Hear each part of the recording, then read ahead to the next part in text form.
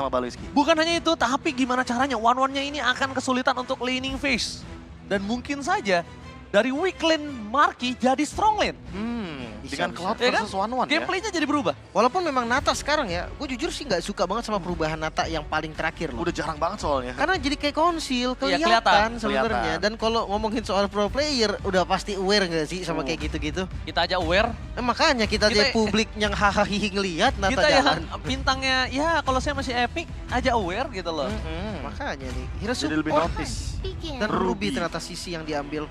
Oh, karena ada Arlot juga, jadi butuh hero stopper. So, yang paling aman adalah Ruby untuk Baloiski. Dan ini dia, line up dari Geek Farm versus Blacklist International. Alright, Lim. Gimana menurut lo? Gua Dengan suka. adanya draft dari Kick ataupun the Blacklist ini. Gue suka Lapunya sih. Lapunya ini kayak bakal kuat banget. Ya memang ngomongin soal one-one, jadi korban weakness point pecah bisa juga.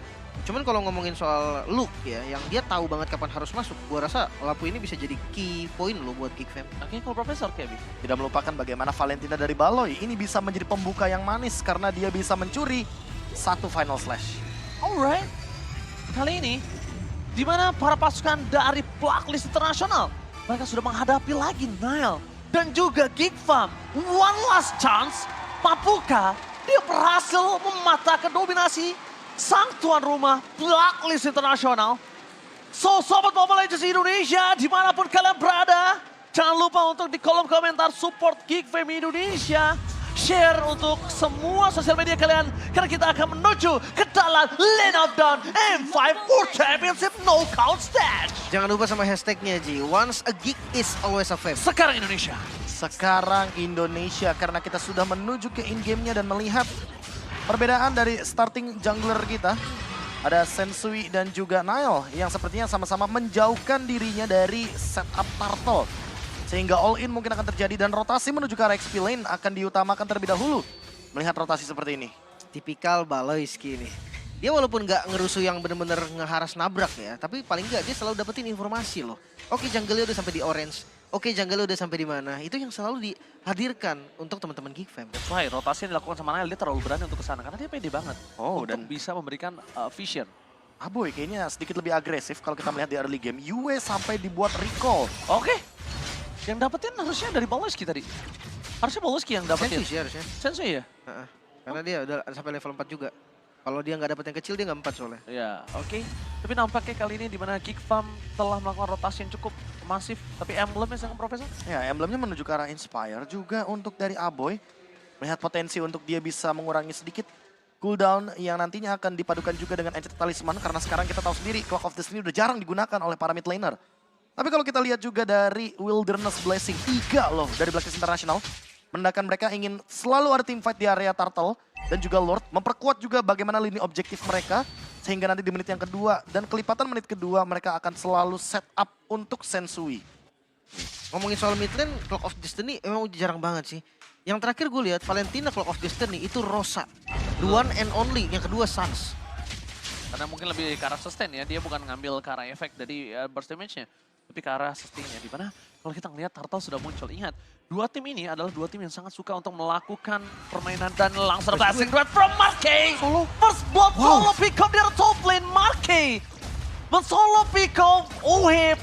First blood, the blazing dot from Marky ini berimpact sangat tinggi untuk Geek Fam bisa berhasil mendapatkan Turtle. Lihat di arah bottom lane, 2 point kill didapatkan oleh Geek Fam bersama dengan Turtle melakukan dominasi menuju ke arah Orange. Bahkan Sensei depan sana akan coba dihadang oleh para pasukan dari Geek Fam lainnya. Wah nggak berhenti, bahkan Orange ditabrak lagi Ji. Orange tidak berhenti ditabrak. Langsung dengan ada satu Orange yang berhasil mendapatkan Sensui. Walaupun dia berhasil mendapatkannya, tapi lihat rotasi yang terjadi di Blacklist Internasional, mereka semua terhambat, Lim. Wow, Nile. Mereka unggul banget. Nile dapetin turtle, dapetin buff juga. Dan Platingan. ini tiba-tiba 3 poin yang untung dapat langsung untuk Geek Fam loh. Pelan-pelan Pak Baloiski ternyata meng-screen 2 pemain yang penting. Ada Angela di sana dari Renegade, ada Novaria dari Yue. Sehingga lini dari gold lane, XP lane gak bakal memiliki backup yang cukup. Poke damage-nya juga gak nyampe. Meteor dari Astral Recall juga tidak bisa dijalankan. Dan Sensui terhalau sudah dia rotasinya karena gak sampai ke Turtle. Bahkan lihat dari 2 lini yang penting loh. Ini bisa dibilang jantung. Dan bahkan untuk pembukanya dari XP lane-nya sudah bisa ditumbangkan terhadap solo kill dan membuat Fury Hammer on the way mungkin menuju ke arah Dominance Ice untuk mendinai juga bagaimana heal up dari Rene J. Alright, tapi nampaknya lihat permainan yang cukup agresif diberikan oleh Rene Jai. Bersama dengan Abu yang cukup bertahan di area mid lane. Tapi dua raksasa dari dua region terbesar Mobile Legends being big kali ini bermain dengan cukup agresif. Shit, Nile berhasil menarung di depan sana. The Plastic Drive menuju ke Oheb kembali. Walhasil Oheb tercancel. Crossbow of Tick telah muncul. Ini akan menjadi sebuah jawaban untuk di mana Nile melakukan dive in menuju ke arah one no hit dan takedown. Gak ada jalan untuk pulang. Membuat para pasukan dan Blacklist mereka kehilangan Oheb. Gold laner 2 kali secara berturut-turut early game. Ini bukan hal yang baik, Lim. Ini sesuatu yang udah disiapkan sama Geek Fam. Gak mungkin tim sekelas Geek Fam ngelepas 1-1 tanpa alasan. Dan ini dia kenyataan yang bisa kita terima. 1-1 2 kali tumbang, bahkan Marky Early game. bisa solo kill tadi. Dan makan platingan gold shield turretnya ditambah dengan turtle yang ada di area bottom lane. Ini udah pasti dengan retribution trigger yang dibuat oleh pelan-pelan Pak Baloy. Itu dia, mereka harus memikirkan gimana kita tahu Sensui power of retribution-nya tinggi banget. Dan satu hal yang mungkin harus mereka sadar, Profesor KB telah bilang kalau Sensui memiliki the power of retribution tertinggi di Filipina. MPL Season 11. Yes. MPL Philippines Season yang ke-11. Tapi lihat, Yes. baru sekarang nih mereka udah mulai sadar kalau Angela dan juga Novarianya harus bergerak secepat mungkin. Karena kalau enggak, ini one-one-nya bisa tumbang untuk ketiga kalinya loh dengan perbedaan gold seperti ini. Karena mereka akan selalu mencoba untuk memaksa team fight dan mereka selalu memancing gimana caranya crossbow of tank-nya telah hilang. Nggak ada. Opsinya dua. Oheb nahan crossbow of tank dia tumbang atau dia crossbow of tank tapi abis itu dia terkena dive in. Itu nggak ada dua opsi yang baik. Itu lebih ke arah di mana Geek Fam tidak memberikan pilihan. Cuma satu, mati. Ya makanya well prepare banget sih dari sisi draft. Dan ini gameplay yang cukup solid dari Geek. Tertinggal satu level untuk kondisi jungle. Bahkan bukan ngomongin soal jungle, ini dua-duanya jungle utility, tank jungle yang bisa ada di front line nantinya. Iya, tapi perbedaannya adalah siapa yang akan lebih memilih untuk team fight duluan. Karena di turtle nanti yang paling penting adalah siapa yang menabrak dan eksekusinya seperti apa. Oh, I'm offensive. Berhasil mendapatkan Oheb di sana mencoba untuk melepaskan diri. Tapi nampaknya gagal. Kembali lagi Oheb tidak bisa melepaskan crossbow of tank. Tidak berhasil menjadi this is Oheb Kapten. Dan dia ternyata terzoning out. Bahkan di purple buff-nya, Lim, kita bisa melihat. Sekalipun akan coba didapatkan oleh seorang Yue. Ini menjadi kerugian untuk Sensui-nya. Makanya semenjak turtle dibawa tapi nggak switch. Di situ gue ngeliat oke, Geek Farm dia tahu di atas winning condition-nya adalah Oheb. Jadi di press abis-abisan dari Ohebnya nggak tuker juga. Jadi di turtle bahkan inner turret lihat sampai setengah HP loh. Oke, tapi lihat sprint telah dikeluarkan. Marky menuju ke arah backline mencoba menyelamatkan diri. Damage turret yang cukup berimpact membuat Marky kali ini agak cukup terpressure. Tapi yang harus mereka sadar adalah gold lane mereka udah didorong jauh abis. Dan dua posisinya kali ini adalah dua gold lane yang berbeda. Oheb lebih ke arah 14 fight, sedangkan Marky dia punya fleksibilitas power ataupun split push jarak jauh. Oke, aku kira tadi Luke akan langsung menuju ke arah item defense terlebih dahulu. Tapi enggak, dia langsung build ke arah Bloodlust Axe terlebih dahulu. Dia mau spell fam yang lebih pas lagi dalam team fight. Aduh, taunt. Aboy. Mau nggak mau, karena Aboy harus nyelamatin dirinya, Prof. Iya. Kalau diikutin terus dan dia maksa karena flicker itu akan lebih merugikan. Oh, tapi ini adalah keuntungan yang berlipat ganda yang didapatkan oleh teman-teman dari Geek Farm. Blade Armor ada di tangan dari Nile. Ini bakal jadi early game yang full senyum buat Geek Farm. Karena apa? Karena ketika crossbow of tank yang terbuka untuk Nile, damage-nya cuma satu. I'm offended menuju ke arah set the blast itu from Marky. Berhasil memporak-porandakan tim Blacklist International. Meanwhile, dia top lane. Blacklist International mencoba untuk mencari celah semaksimal mungkin untuk Oheb bisa farming, Lim. Wah nggak pernah puas sih dari Geek Farm. Perfect turtle sudah didapatkan dan dikasih 0 kill. Gak ada kill sama sekali dari Blacklist. Wah, ini kalau kita lihat dari item juga bener-bener eksplosif banget yang dimainkan sama Marky. Dan bahkan kalau melihat di bottom lane, mau didorong lagi, ini one-one-nya bakal terancam juga karena Baloyski udah hadir di bawah. Alright, Baloyski ternyata ingin mencoba menangkap Oheb kembali. Di mana Oheb berada, di mana Marky berada. Dan benar, seperti yang sudah kita praduga, kalau bukan weak lane-nya di sini, Marky menjadi strong lane-nya. Lihat di mana semua posisi mata dari Baloyski ini menuju ke arah Marky. Kalau Marky emang nggak bisa, dia pasti langsung cover. Tapi kalau Marky, selama Marky bisa, dia akan buka jungle untuk ngebaca vision seluruh pergerakan dari junglernya. Oke, Marky is the key. Karena memang dari awal Marky-nya ini loh, yang sebenarnya nggak di GB banget juga. Karena Baloy fokusnya untuk nge-screening. Tapi lihat bottom lane. Oh, emang offended keluarkan damage yang cukup besar dikeluarkan di sana. Flashing from Marky untuk zoning atau di sekarang sama Renegade. Masih ada flash of the Oasis. Tapi Marky memilih untuk menuju ke arah belakang. Dan lihat, oke.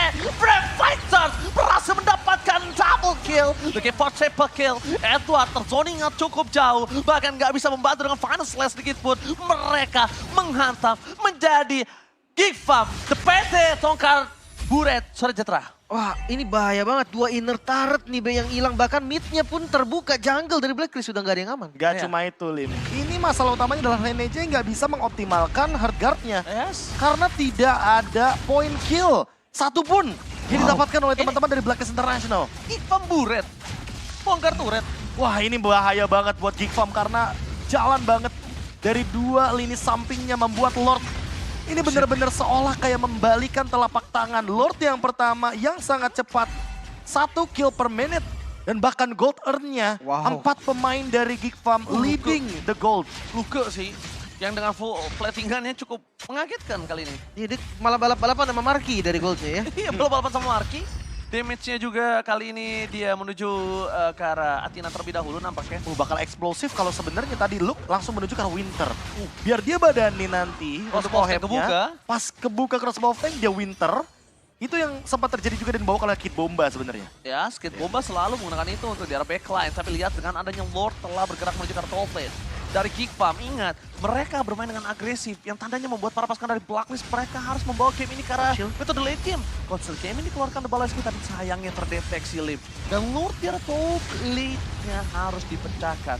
Dan Geek Farm gagal melakukan tugas terakhir mereka di arah top lane dengan PT Buret. Ya, sebiasa. Tongkar Turret. Biasa sih, karena dari awal Baloi nyaris banget tadi. Cuman ya, Lord pertama balik lagi hanya digunakan untuk pasif, untuk ngambil tengahnya juga. Dan sekarang ya kalau selama disiplin, Giggs akan pegang tempo loh. Tapi kalau kita 9.000 melihat gold. dari item ya dengan gold yang sangat berbeda jauh sendiri. Look, memilih ke arah Oracle. Ini item yang unik sekali kalau kita berkaca dari bagaimana nantinya spell fam yang akan dimusikkan untuk lapu-lapu. Dan Aboy dia sudah selesai dengan Divine Glyph. Ditambah dia punya Heart Guard. Jadi seandainya, ini kita berbicara worst skenario. Ada 1 orang yang terkena Final Slash setidaknya akan ada Heart Guard di sana. Walaupun memang, lagi dan lagi Blacklist International tidak bermain dengan pick off. Walaupun itu powernya Renege loh. Atau kalau diganti skenario-nya jadi lapu-lapu masuk, isi Heart Guard dulu. Dan akhirnya langsung keluar dari Valen jadi nuker juga. Itu kayak lebih bahaya juga sih, Be. Itu lebih berbahaya dan bahkan bisa menimbulkan damage yang lebih tinggi karena udah ada Lightning Truncheon yang ready dari Aboy dan Aboy bisa langsung targeting ke arah Yue. Nah itu tuh bakal ada skenario baru tuh kalau seandainya emang bener-bener mereka mau melakukan gerakan yang langsung zoning ke arah belakang, zoning ke arah Yue atau bahkan mungkin Oheb sebagai targetnya. Selalu Yue menyelamatkan dari purple buff dari Blacklist International. Karena kalau mungkin Marky yang dipegang purple buff ini akan bermain dengan lebih lincah. Tapi ngelihat dari tim Geek Farm mereka 10.000 gold difference nih. Ini bahaya juga sih sebenarnya dan nggak takut untuk buang retribution sama sekali. Freeze lane, top lane-nya benar-benar nggak bisa jalan, bawahnya pun agak jalan sedikit tapi udah 2 wave nih. In total dari Blacklist rugi di bagian bottom lane-nya. Ngomongin soal landing juga nih, turtle-nya ada di bawah jadi atas ini bakal jadi concern dari teman-teman Blacklist juga. Otomatis dengan Lord yang sebentar lagi spawn, atasnya bakal di-clear karena Baloi udah muncul di atas dan mereka regroup di Lord. Alright. Oke. Tapi kalau kita lihat dari pemilihan item, Oheb sudah memiliki Wind of Nature. Dan mungkin teman-teman dari Geek Farm tuh harus masuknya pelan-pelan, nggak boleh buru-buru. Karena menurutku melihat potensi yang mereka udah mendapatkan Lord setelah ini nih, ini bakal jadi menarik ketika kita melihat bagaimana Oheb dan Yue yang menjadi salah satu yang menjaga posisi tapi berpisah. Kenapa berpisah? Karena kita tahu Baloyski yang akan menangkap mereka.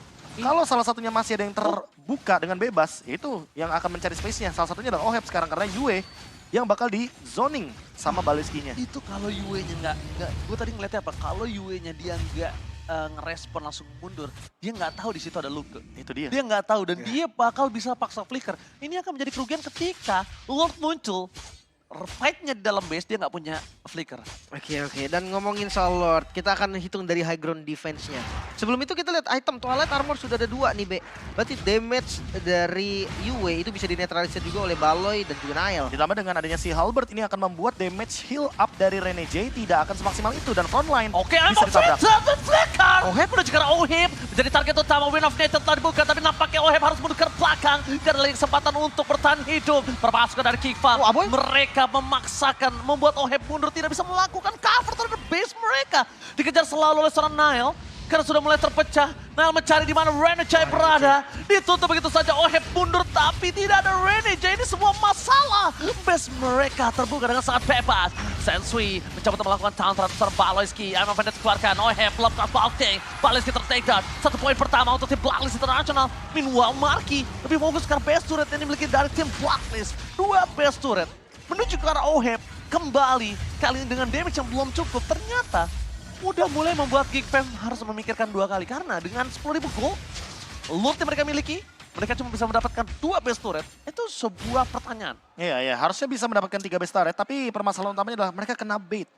Yang tadinya mungkin mereka bisa buy one get one, tapi ternyata nggak berhasil. Karena apa? Karena ada movement speed tambahan dari Renegade yang membuat Oheb dash-nya juga makin lebih jauh juga.